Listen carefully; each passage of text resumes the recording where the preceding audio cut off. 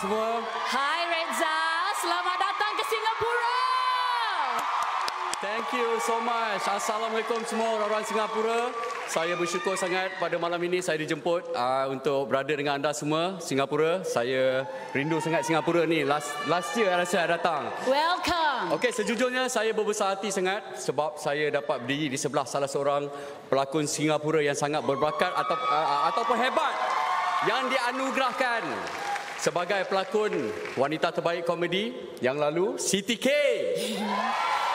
Janganlah, saya lagi segan dapat diri sebelah seorang pelakon yang popular dan handsome dari Malaysia.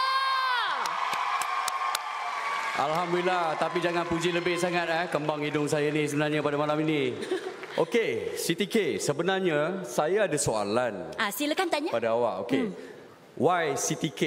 Kenapa hujung tu K? Tak ada alfabet lain ke? A ke, Siti A ke, Siti B ke, Siti C ke? Kenapa K? Ceteka.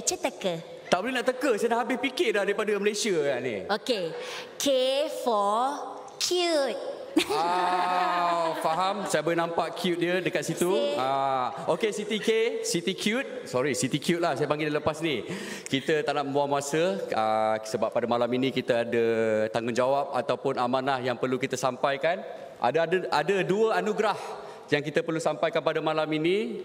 So, kita teruskan dengan pencalonan kita yang pertama. Baiklah, kita teruskan dengan calon-calon bagi kategori pelakon pembantu wanita terbaik untuk drama bersiri.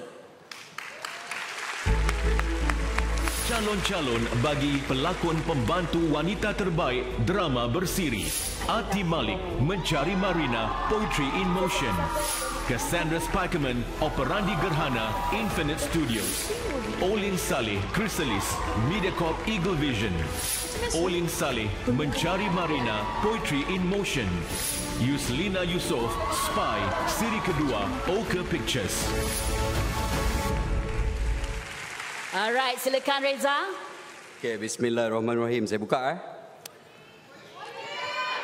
Sabar dulu. Okey. Pemenang bagi kategori pelakon pembantu wanita terbaik drama bersiri. Kita sebut sama-sama lah 1, 2, 3. Ati Malik.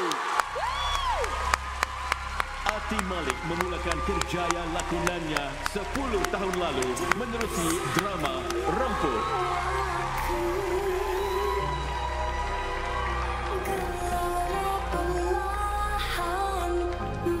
Dia tanya, is this for real? Tak main-main.